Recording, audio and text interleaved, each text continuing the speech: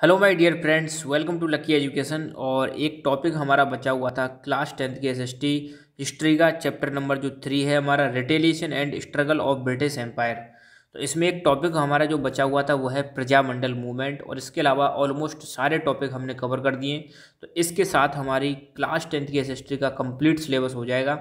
तो आज हम जानेंगे प्रजामंडल मूवमेंट के बारे में, जो राजस्थान में हुआ था उसके बारे में समझेंगे। इसके बारे में जो जो इंपॉर्टेंट पॉइंट है वो सारी चीज़ें कवर करेंगे। प्रजामंडल मूवमेंट, तो ध्यान देना, प्रजा प्रजा आप जानते हो, प्रजा का मतलब होता है जो जनता होती है। पहले जैसे मतलब राजा महाराजाओं वाला सिस्टम चलता था ना, तो किंग उसका सर्वे सर्वा हुआ करता था, और किंग किस पे रूल करता था? अपनी प्रजा पर, जिसको अंग्रेजी में बोलते हैं सब्जेक्ट। सब्जेक्ट को अंग्रेजी में क्या मतलब, सब्जेक्ट का हिंदी मतलब क्या होता है? प्रजा। ठीक है। तो प्रजा मंडल का मतलब होता है कोई ऑर्गेनाइजेशन, कोई ग्रुप। तो मतलब प्रजामंडल मतलब एक, यहाँ पे प्रजामंडल एक ऐसा ऑर्गेनाइजेशन है जो किसके लिए बनाया गया है? प्रजा के लिए बनाया गया है। और है भी कौन इसमें? प्रजा ही है। और ये आंदोलन चला कहाँ पर चला? प्रजामंडल आंदोलन राजस्थान में चला। तो इसको थोड़ा सा हम मतलब एक बैकग्राउंड लेने की कोशिश करते हैं, समझते हैं कि इसका मतलब क्या है। पहली बात तो आप ध्यान रखना, ये जो प्रजामंडल मूवमेंट चला था ये 1947 से पहले की बात है। 1947 में आपको पता है हमारा प्यारा भारत अंग्रेजों के चंगुल से आज़ाद हो चुका था। 1947 से पहले आपको पता है 1858 से 1947 के बीच में जो रूल चलता है उसको हम बोलते हैं ब्रिटिश राज। क्या बोलते हैं? ब्रिटिश राज। एक बार हमने अंग्रेजों को भगाने की कोशिश की थी 1857 में, 1857 में जो क्रांति हुई थी, मगर वो क्रांति फेल हो जाती है। और 1857 तक ध्यान देना, 1764 से 1857 के बीच में जो रूल करती थी वो थी ईस्ट इंडिया कंपनी।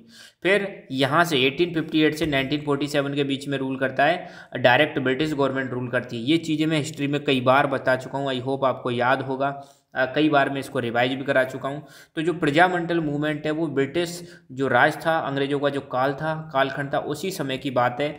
तब प्रजा ने ये मूवमेंट किया था और प्रजामंडल बनाए गए थे। ऐसे ऑर्गेनाइजेशंस बनाए गए थे जो प्रजा के लिए काम कर सकें। क्या क्या काम करेंगे वो भी चीज़ समझेंगे।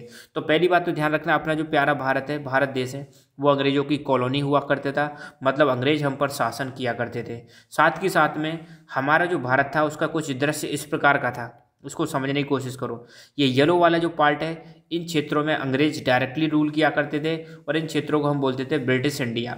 और ये जो ब्लू दिखा रखा है ये वाली चीज़ है प्रिंसली स्टेट्स। तो भारत में भारत मतलब दो भागों में डिवाइडेड था, इंडिया दो भागों में डिवाइडेड था। एक तो था ब्रिटिश इंडिया और दूसरा था प्रिंसली स्टेट्स। ठीक है।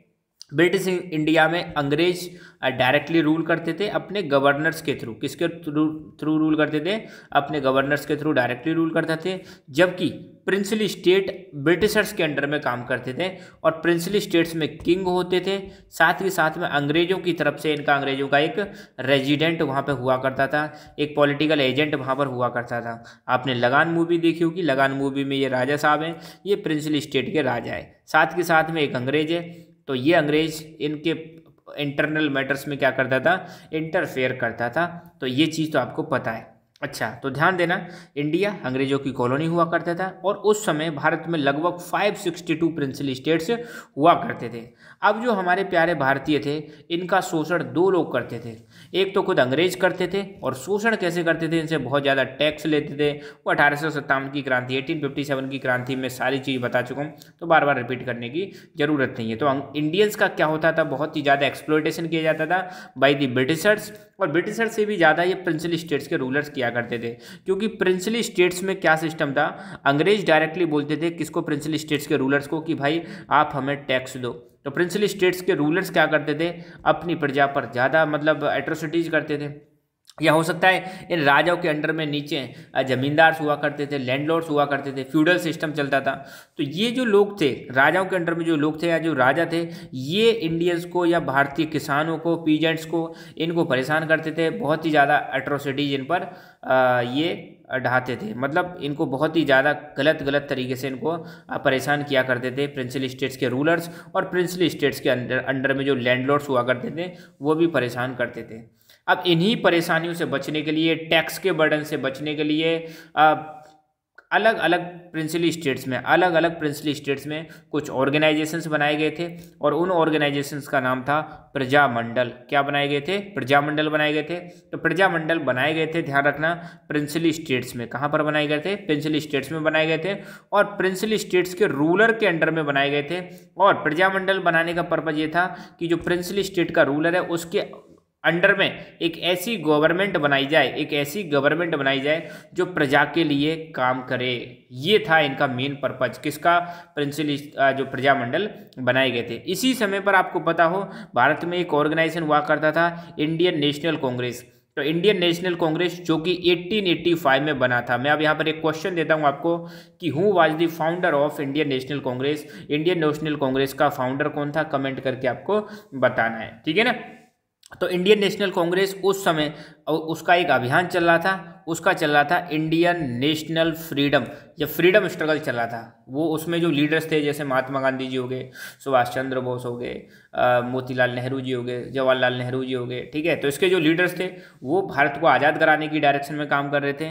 तो उसी समय लोकल लेवल पर रूरल एरियाज में प्रिंसली स्टेट्स में एक रेस्पॉन्सिबल गवर्नमेंट बनाई गई थी। किसके अंडर में? इन प्रिंसली स्टेट्स के रूलर्स के अंडर में। और ये गवर्नमेंट किसने बनाई थी? ये बनाई थी प्रजामंडल्स ने, ताकि उस एरिया में होने वाली एट्रोसिटीज को कम किया जा सके, जो अत्याचार हो रहा है किसानों पर, गांव के लोगों पर, उसको कम किया जा सके। तो ये तो थोड़ा सा एक ओवरव्यू आपको याद रखना है। अब हम देखते हैं अपनी बुक में क्या क्या चीज़ें दे रखी हैं। तो earlier movements were started to the objective of concession in land revenue and freedom from atrocities of landlords। पहले जो मूवमेंट किए गए थे, इससे पहले जो मूवमेंट हुए थे, आंदोलन जो हुए थे, उनका पर्पज ये था कि लैंड रेवेन्यू कम किया जाए और साथ ही साथ में जो लैंडलॉर्ड्स हम पर क्या कर रहे हैं, अत्याचार कर रहे हैं, उनसे हमें क्या मिले? फ्रीडम मिले। तो ये हमने देखा था, किस में देखा था?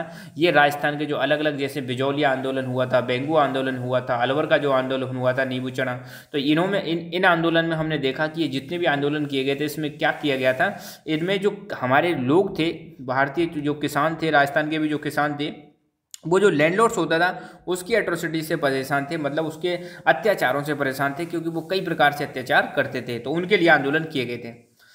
1920 में कांग्रेस ने एक रेजोल्यूशन पास किया कि नॉन इंटरफेरेंस इन प्रिंसली स्टेट्स, कि कांग्रेस जो है प्रिंसली स्टेट्स के आंतरिक मामलों में दखलंदाजी नहीं करेगी। ऐसा एक मतलब इन्होंने रेजोल्यूशन पास किया। किसने? Indian national Congress. इसके बारे में पहले भी बता चुका हूँ कि इंडियन नेशनल कांग्रेस का हर एक साल में एक सेशन हुआ करता था, अलग अलग जगह पर सेशन होता था। तो 1922 के सेशन में कांग्रेस ने बोल दिया कि हम प्रिंसली स्टेट्स के आंतरिक मामलों में, इंटरनल मैटर्स में इंटरफेयर नहीं करेंगे, दखलंदाजी नहीं देंगे। जब इन्होंने ऐसे बोला तो इससे क्या हुआ, राजपूताना के जो लोग थे उनमें एक मतलब जोश आ गया कि भाई अब जब कांग्रेस इंटरफेयर नहीं करेगी तो अब हमारे पास चांस है कि अब हम कुछ ऑर्गेनाइजेशंस बनाएं और अपनी डिमांड्स को फुलफिल करें, और जो हम पर अत्याचार किए जा रहे हैं लैंडलॉर्ड्स के द्वारा या यहाँ के प्रिंसली स्टेट्स के द्वारा, उन सब चीज़ों से निजात पाने के लिए हम कुछ करें। ठीक है। तो 1927 में क्या हुआ? 1927 में अखिल भारतीय देशी राज्य लोक परिषद बनाई गई। अखिल भारतीय देशी राज्य लोक परिषद 1927 में बनाई गई थी, जहाँ पर फार्मर्स अपनी आवाज़ उठा सकते हैं। जो फार्मर्स हैं वो अपनी आवाज़ उठा सकते हैं। फार्मर्स क्यों अपनी आवाज़ उठाएंगे? सिंपल सी बात है, फार्मर्स का शोषण किया जा रहा है, एक्सप्लॉयटेशन किया जा रहा है, वहाँ के लोकल रूलर्स के द्वारा एक्सप्लॉयटेशन किया जा रहा है। तो इसीलिए फार्मर्स अपनी कुछ आवाज़ उठा सकें, तो फार्मर्स के लिए एक ऑर्गेनाइजेशन बनाया गया, अखिल भारतीय देशी राज्य लोक परिषद। इसकी जो पहली मीटिंग हुई थी, अखिल भारतीय देशी राज्य लोक परिषद की जो पहली मीटिंग हुई थी, ये हुई थी अंडर द चेयरमैनशिप ऑफ, किसकी अध्यक्षता में हुई थी? दीवान बहादुर रामचंद्र राव इन मुंबई। कहाँ पर हुई थी? मुंबई में हुई थी, दीवान बहादुर रामचंद्र राव। इसके और भी मेंबर्स थे, जैसे विजय सिंह पथिक, राम नारायण चौधरी, जय नारायण व्यास, नैनू राम शर्मा, ये इसके मेंबर्स थे। किसके मेंबर्स थे? अखिल भारतीय देशी राज्य लोक परिषद के मेंबर थे, जिसकी मतलब पहली मीटिंग किसकी चेयरमैनशिप में हुई थी? दीवान बहादुर रामचंद्र राव, मुंबई। और इसके साथ साथ ये मेंबर भी इस मीटिंग में प्रेजेंट थे। इसका जो ऑब्जेक्ट है, ये जहाँ पे जो बनाया गया है अखिल भारतीय देशी राज्य लोक परिषद, ये बनाया गया था, इसका पर्पज एक तो किसान अपनी आवाज़ उठा सकते हैं, साथ ही साथ में एक ऑब्जेक्टिव और था। The main objective of formation of this organization was to establish responsible government in princely states. Princely states में एक जिम्मेदार गवर्नमेंट इस्टेब्लिश की जाए, ध्यान देना, प्रिंसिली स्टेट्स में एक जिम्मेदार गवर्नमेंट इस्टेब्लिश की जाए under the leadership of their rulers and through legal and peaceful ways. ध्यान दो, मैं बता रहा था प्रिंसिली स्टेट्स में ऑलरेडी जो राजा थे वो रूल करते थे। तो ये जो अखिल भारतीय ये बनाया गया था, हमारा देशी राज्य लोक परिषद जो बनाया गया था, इसका पर्पज ये था, एक तो किसान अपनी आवाज़ उठा सकें और साथ के साथ में जो प्रिंसिली स्टेट्स के रूलर्स हैं उनके अंडर में एक रेस्पॉन्सिबल गवर्नमेंट बनाई जा सके, और किसके through, legal and peaceful ways के थ्रू, जो क्या करे, यहाँ के लोगों के लिए काम करे। अब बात आती है 1938 की। 1938 में कांग्रेस का एक और सेशन होता है जिसकी अध्यक्षता की थी किसने, हमारे सुभाष चंद्र बोस जी ने इसकी अध्यक्षता की थी। 1938 का एक सेशन हुआ था, हरिपुरा सेशन, जो कि गुजरात में हुआ था। ध्यान देना, गुजरात में सेशन हुआ था 1938 में, हरिपुरा सेशन हुआ था। इसमें कांग्रेस ने एक रेजोल्यूशन पास किया, रेजोल्यूशन मतलब एक प्रस्ताव पास किया कि अब हम जो मूवमेंट चल रहा है प्रिंसिली स्टेट्स में उसको हम सपोर्ट करेंगे। अभी तक कांग्रेस अपना अलग से इनका एक बड़ा टारगेट लेके चल रही थी। कांग्रेस पूरे नेशनल लेवल पर क्या कर रही थी, आंदोलन चला रही थी अंग्रेजों के खिलाफ। अब यहाँ पर इन्होंने कहा कि अब ये जो प्रिंसिली स्टेट्स में भी आंदोलन चल रहे हैं, यहाँ पर भी कांग्रेस इनको सपोर्ट करेगी, ठीक है। और ये यहाँ पर एक रेजोल्यूशन पास हुआ।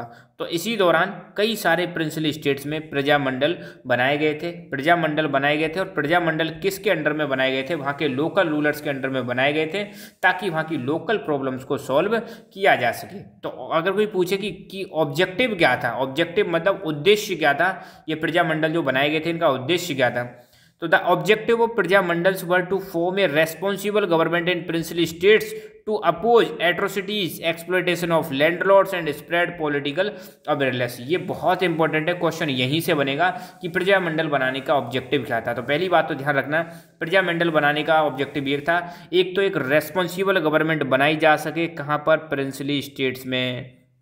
क्यों बनाई जा सके, ताकि जो एट्रोसिटीज़ की जा रही हैं लैंडलॉर्ड्स के द्वारा, एक्सप्लॉयटेशन जो किया जा रहा है लैंडलॉर्ड्स के द्वारा, उसको अपोज किया जा सके, और साथ के साथ में लोगों में पॉलिटिकल अवेयरनेस फैलाई जा सके, लोगों को बताया जा सके कि देश में क्या चल रहा है और कैसे हमारा एक्सप्लॉयटेशन किया जा रहा है और कैसे हम इनको फाइट करेंगे, कैसे हम देश के डेवलपमेंट के लिए आगे आ सकते हैं, कैसे हमें क्या क्या करना पड़ेगा। तो इन सब चीज़ों के लिए ये बनाए गए थे प्रजामंडल्स। ध्यान देना, मेन पर्पज जो एट्रोसिटीज़ की रही है लैंडलॉर्ड्स के द्वारा, एट्रोसिटीज बार बार आ रहा है ये वर्ड, ध्यान देना, एट्रोसिटीज मतलब अत्याचार जो किए जा रहे हैं लैंडलॉर्ड्स के द्वारा, टैक्स बहुत ज्यादा जो लिया जा रहा है, मनमानी जो की जा रही है उसके खिलाफ, और साथ के साथ में लोगों में पॉलिटिकल अवेयरनेस फैलाने के लिए प्रजामंडल बनाए गए थे।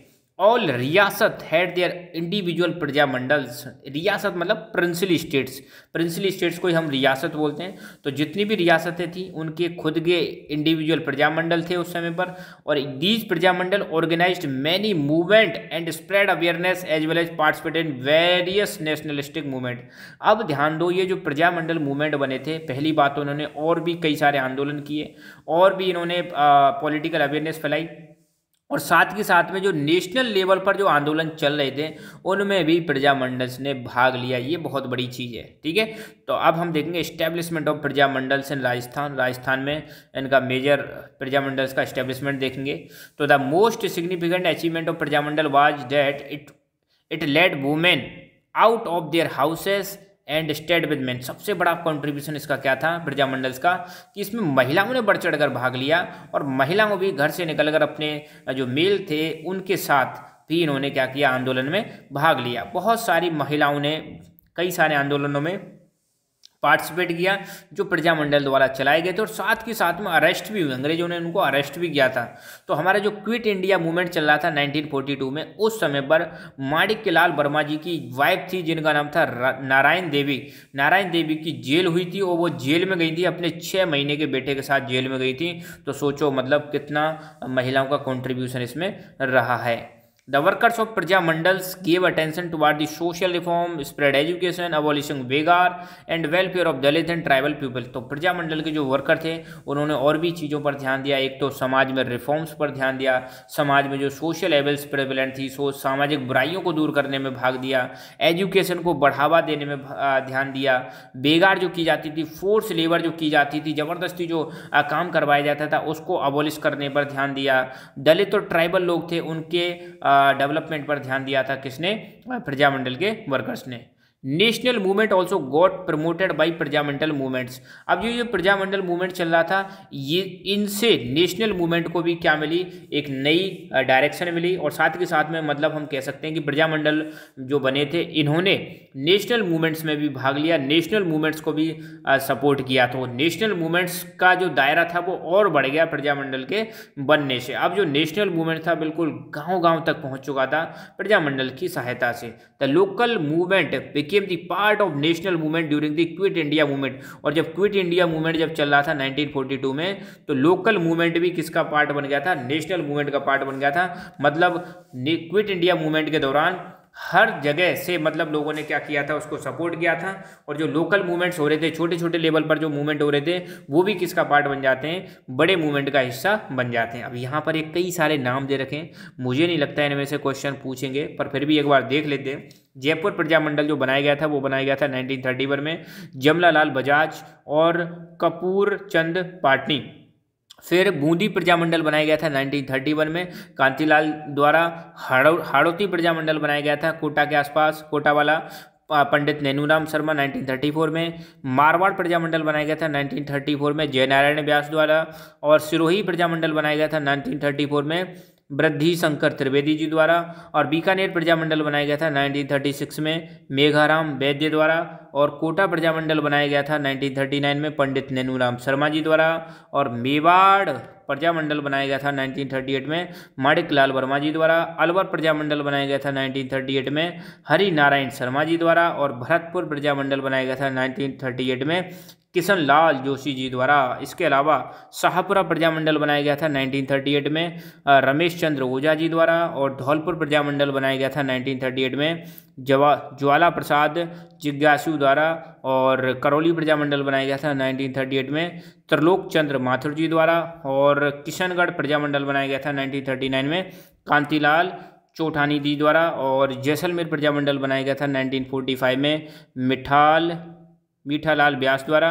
और कुशलगढ़ प्रजामंडल बनाया गया था 1942 में, भंवरलाल निगम द्वारा। और डूंगरपुर प्रजामंडल बनाया गया था 1944 में, भोगीलाल पांड्या जी द्वारा। और बांसवाड़ा प्रजामंडल बनाया गया था 1945 में, भूपेंद्र नाथ त्रिवेदी जी द्वारा। और प्रतापगढ़ प्रजामंडल बनाया गया था 1945 में, अमृतलाल पायक द्वारा। और झालावाड़ प्रजामंडल बनाया गया था 1946 में, मांगीलाल भव्य द्वारा। तो इसका मतलब ये नाम मुझे लगता नहीं इसमें से क्वेश्चन आने की प्रोबेबिलिटी है। क्वेश्चन ये बन सकता है कि प्रजामंडल जो बनाए गए थे इनका ऑब्जेक्टिव क्या था, जो बनाए गए थे, और इनका क्या इंपॉर्टेंस है। इंपॉर्टेंस सिंपल सी बात है, महिलाओं ने भाग लिया, नेशनलिस्टिक मूवमेंट को मतलब इनसे सपोर्ट मिली। साथ के साथ में जो लोकल लेवल पर जो एट्रोसिटीज हो रही थी उनसे मतलब निजात मिली। और लोकल लेवल पर एक रेस्पॉन्सिबल गवर्नमेंट बनाई गई थी। ये सारे पॉइंट आप इसमें लिख सकते हो प्रजामंडल वाले टॉपिक में। तो यहाँ पर हमारा ये टॉपिक फिनिश होता है। आई होप आपको चीज़ें समझ में आई होंगी। So thank you so much, keep learning, keep enjoying, and God bless you all.